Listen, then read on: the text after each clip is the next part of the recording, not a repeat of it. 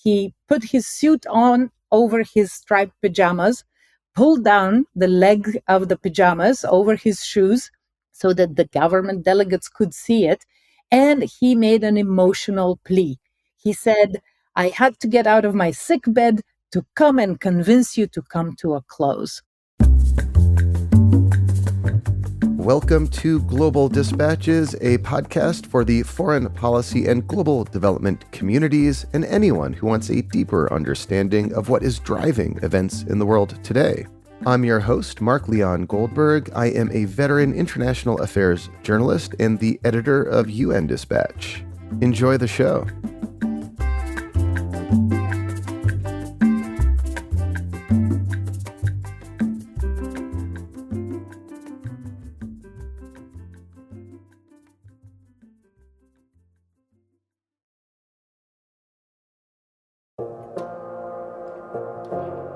Imagine a world in which companies could secretly export toxic waste and dump it in unsuspecting communities. Until the 1992 Basel Convention on the Control of Transboundary Movements of Hazardous Wastes and Their Disposal, there were no rules governing the international movement of toxic waste. Today, this convention ensures that such waste cannot be sent to unsuspecting recipients, including in the global south. To me, what makes this treaty so interesting is that it was inspired by an environmental scandal in the late 1980s in which an Italian company dumped toxic waste in the Nigerian town of Koko. The discovery of the waste sparked international outrage and led to stricter global regulations, including the Basel Convention. Joining me today to explain the impact of the Basel Convention is one of the world's foremost experts on environmental treaties, Maria Ivanova. She is the director of the School of Public Policy and Urban Affairs at Northeastern University and a professor of public policy. We kick off discussing how this scandal led to a treaty on international movements on hazardous waste and have a longer conversation about this treaty's lasting impact in the world today. This episode is produced in partnership with the Lex International Fund, a philanthropic fund dedicated to strengthening international law to solve global challenges. It is part of a series that demonstrates the impact of treaties on state behavior that we are calling When Treaties Work. You can access other episodes in this series by visiting globaldispatches.org. Now here is my conversation with Maria Ivanova of Northeastern University.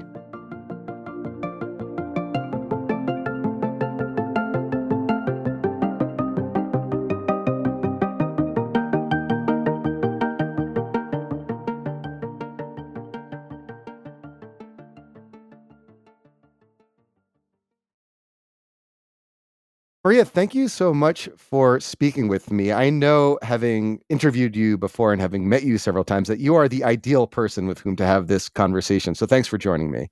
Thank you, Mark. So to kick off, can I just have you explain the Koko incident? What was the Koko incident? The Koko incident was the beginning of regulation of hazardous chemicals and waste.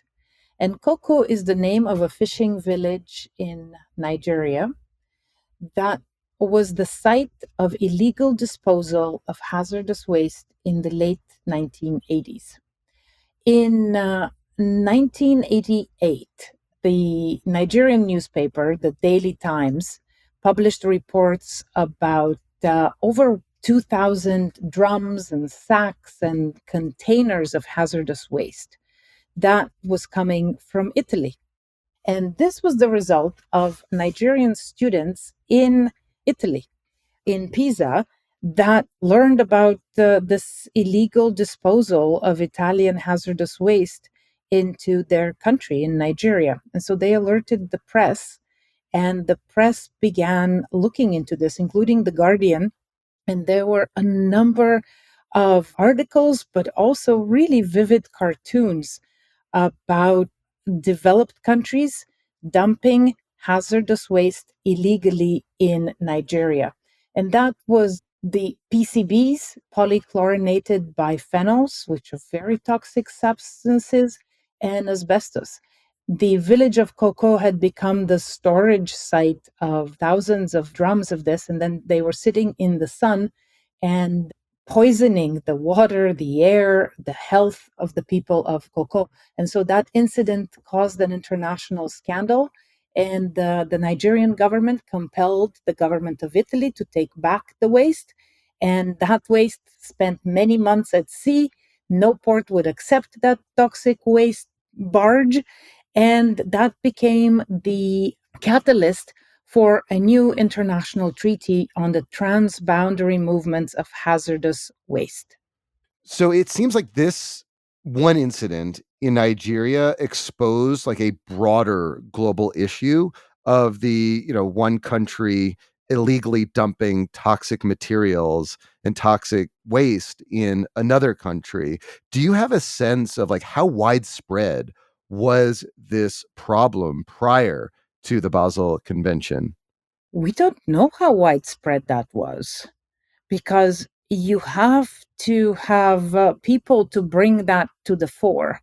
It was really interesting that it was these Nigerian students in Italy who brought the issue up to the international community. It was not the communities in Nigeria bringing this up to the international community. Hmm. And so that dynamic is quite fascinating. So we don't know how widespread it was because maybe the local communities that were suffering did not bring the issues forward. But it certainly was not a one off incident. It was happening across various countries and various companies.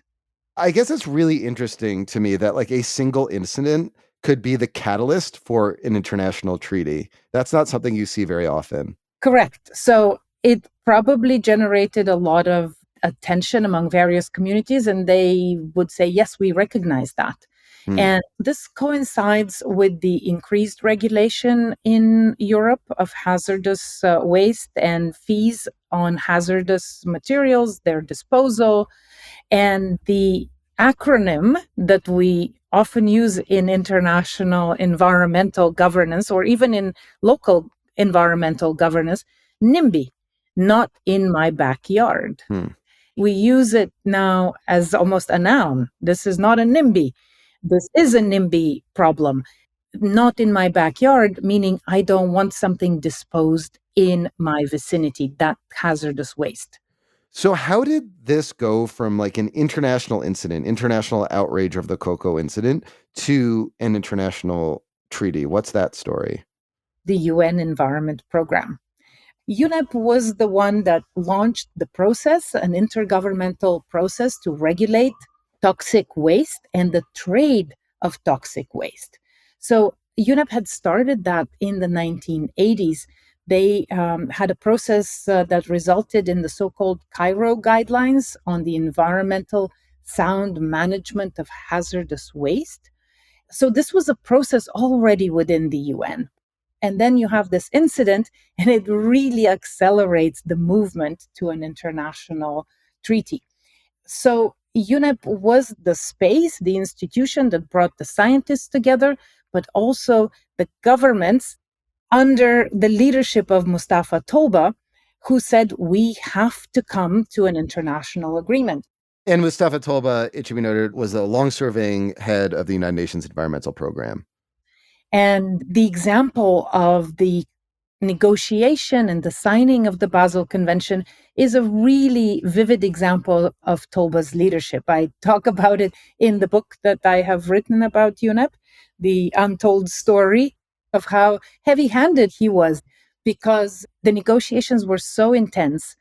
Governments had to go and negotiate pretty much 24/7 for several days. And Toba was hospitalized as a result of this pressure. And after being discharged, he returned immediately to the conference. This was while governments were negotiating. He put his suit on over his striped pajamas, pulled down the leg of the pajamas over his shoes so that the government delegates could see it. And he made an emotional plea. He said, I had to get out of my sick bed to come and convince you to come to a close. And so the Basel Convention was then adopted in 1989. And so what does it say? What's in the Basel Convention? What does it compel of governments and its signatories? So the Basel Convention regulates the trade of hazardous substances. It compels governments to tell each other what is being traded, and the initial vision was to ban the trade of hazardous substances from the north to the south. And this is why the convention was so contentious, because developed countries said when developing countries don't have the capacity to process their hazardous waste, trade has to happen. And the trade, meaning the movement, has to take place from the developing world to the developed world, where the hazardous waste can be processed successfully. UNEP was really important in that space because they said, let's not ban the movement, but let's allow it from developing countries to developed when the capacity is very low. It bans wealthier countries in the global north from transporting, dumping hazardous waste to countries of the global south, but creates a process and a mechanism for countries of the global south to send their hazardous waste north. That's right. And what has been its impact since then? So the impact of the Basel Convention has been quite significant because it has created the expectation that hazardous waste will not be moved around without prior informed consent, without the knowledge of the receiving party. So that was the Koko incident, right? That the waste from Italy was moved illegally to Nigeria without the knowledge of the recipient communities. So the impact has been to increase the awareness of the global public about the negative impacts of waste, various forms of industrial waste, and it has also impacted the waste movements of non-hazardous substances. That is, for example, plastic. And the Basel Convention has an amendment now that regulates the trade in plastic waste. If you remember, the United States used to export a lot of its recycling, so to say, to China. And at certain point, China said, well, no, we're not going to accept your waste for recycling here, and turned around the ships that were carrying plastic waste for recycling. That changed the entire dynamic in terms of plastic, and it has elevated the issue of plastic pollution to the point where governments now are negotiating a new international treaty on plastic pollution. So it's interesting. You could draw a straight line between the Basel Convention, which was adopted decades ago, and negotiations today around a potential treaty on plastics. In a sense, all of the treaties are connected to each other. You could see the causal connections because of the increased awareness among the global public of what it means to suffer from environmental pollution and the negative environmental impacts of any issue. So the Basel Convention, it has a massive number of countries that have ratified it. The United States is a signatory, but has not ratified the Basel Convention. What has been the political debate inside the United States? It's hard in general to pass treaties in the Senate. And what impact has the US's non-ratification had on the effectiveness of this treaty, if anything? It's a good question because the United States is often a signatory to a convention, but not a party to the convention, which means it has negotiated it, it has signed it, but it has not ratified it. That means it has not been approved by the Senate. And that is because a 60% majority of the Senate is required, and the political reality in the United States has been such that difficulties among various political constituencies have prevented global conventions from being ratified. For example, the Convention on Biological Diversity is also not one that the United States has ratified. It's now the only country that has not ratified it, even though it's a signatory. And that's true of the Basel Convention that the US has signed but is not a party. It's also true of another convention on chemicals, and that is the Stockholm Convention on persistent organic pollutants.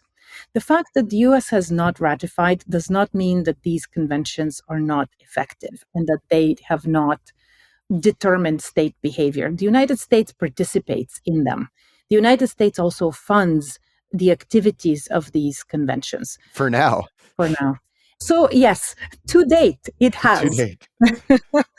But these conventions set expectations also of multinational companies. And multinational companies that may be headquartered in the United States operate in jurisdictions around the world. They have to comply with these international regulations. One of the great resources that you and your team has produced for years is the Environmental Conventions Index, which basically takes a number of environmental treaties and assesses governments' compliance against them using certain metrics that you and your team have created over the years. I really appreciate that. It's available online, it's free. The point is for governments to be able to see what they have done in terms of implementing their international obligations under the various treaties and compare themselves to what they have done over time. So they can compare themselves to themselves, or they can compare themselves to their neighbors or to other peers. China has performed quite well across various conventions. On the Basel Convention, its score is 4.43 out of 5, which ranks it number 27 out of 187 parties to the convention. That's a pretty good score. China ranks also number 7 out of 47 countries in Asia. So the reason I wanted to plug your index is that, big picture, treaties in general, and this treaty in particular, they don't enforce themselves. They rely on governments to implement them. And so a key question always around treaties is, yes, they could be like negotiated on paper, but are they actually implemented in real life? And what's your take on the actual implementation of the Basel Convention? Are countries fulfilling their obligations by and large? By and large, yes. However, Mark, until we created the Environmental Conventions Index, which was years ago, and this was the result of a PhD dissertation while I was on the faculty at the University of Massachusetts in Boston, Natalia Escobar Pemberti of Colombia carried this work in a team setting, but we did an extraordinary amount of work measuring to what extent countries that are parties to these conventions actually implement the obligations that they take on. And what we discovered was a very counterintuitive but positive story. Often you hear that developing countries will not be able to implement the conventions. Developed countries would and are expected to implement them. And we see that GDP is not necessarily the explanatory variable. And in the Basel Convention, the top countries in the world are Bulgaria, Serbia, Argentina, Mexico, Nicaragua. These are not countries with the highest GDPs. Well, can I ask you, what explains that to you? Like, other than the fact that you're Bulgarian, why is Bulgaria, for example, the world's leader in compliance with this particular treaty? Well, yes, when we ran the numbers, I thought, I can't present this. I am a Bulgarian and people will think we've rigged it. And then we presented this to the secretariat at the Basel, Rotterdam, and Stockholm Convention, and they said, oh, yes, you're right. Bulgaria is doing really well. We know the people who are there, they report often, they do what they're supposed to do, and Bulgaria is implementing its obligations. Why that is the case is a question we actually can't answer yet, because our index can tell you to what extent do countries do what they're supposed to do, but it doesn't answer the why. The why requires for us to go and do research and ask people and engage with them so that they can tell their story. It also would enable us to name and acclaim, to say, look how Nicaragua is doing, how Argentina is doing. Can you tell your story? Can you explain to the world why? And that would allow others to follow in their footsteps. That is what will inspire rather than a name and shame tactic. Yeah, I mean, it's interesting the point you make that GDP is not correlated with the implementation of this treaty, which is interesting to me because, this treaty is just like highly technical, right? It's like how to transport waste. Mhm. And you would think that wealthier countries would have that technical expertise, but they seemingly don't have that or don't have it in any greater or lesser variety or capacity than poorer countries. You're right. In the Stockholm Convention, which is much more technical, GDP is more correlated with compliance, with performance, with implementation. In the Basel Convention, we see less of a correlation. This is why the question of why is very important. And it's really interesting to create case studies, to allow countries to tell their stories, because that would allow for learning from peer countries. For example, it would be much more palatable and interesting and acceptable for Ethiopia to learn from Rwanda rather than from Switzerland.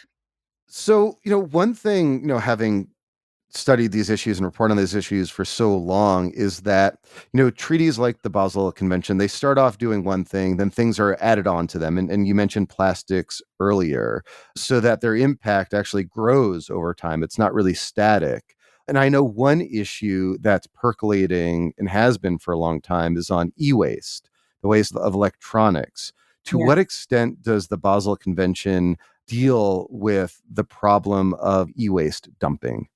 E-waste is an issue that is growing in importance more and more as we produce more and more electronics, and their lifespan is shorter and shorter. And the Basel Convention does categorize it as both hazardous or non-hazardous waste, depending on what the e-waste is, because in some e-waste there are toxic materials such as mercury, as lead, or other substances. It's a highly technical issue, but we see more and more countries developing the capabilities to process e-waste. I work in Rwanda quite a bit. Rwanda has built a state of the art e waste plant in Africa. And Rwanda also is a leader in the Plastics Convention. It was Rwanda and Peru who put forward the resolution to address plastic pollution. So you see that the countries that are leaders in some environmental issues are also becoming leaders in others. And so Rwanda's e waste plant is a clear case of leadership, as is Rwanda's leadership on the plastics agreement. That's interesting. Again, we keep coming back to this idea that the Basel Convention sort of helped lay some groundwork for this ongoing plastics treaty. Again, showing just general kind of iteration of environmental treaties over time. Exactly. Here we are talking decades, 30 years, more than 30 years after the Basel Convention. Like, how has the world changed because of it? The Basel Convention has enabled us to see the linkages among various issues, whether it is hazardous waste or non hazardous waste, or the movement of these various substances around the world. As you pointed out, Mark, countries are seeing the interconnections among issues and taking leadership in creating these new multilateral environmental agreements. What I would love to see is that the global public become more aware. We witnessed, or the world has seen, the impact of images that led to the recognition of the Koko incident. There were very powerful cartoons in the media. We saw the power of images in the plastics space when we saw turtles with straws in their nose that mobilized a global public. And I would like to see a global public that is more aware and more active in connecting the dots among various environmental issues and actually taking action on addressing them both at the local and at the international level. Maria, as always, I love learning from you. Thank you so much for your time. Thank you.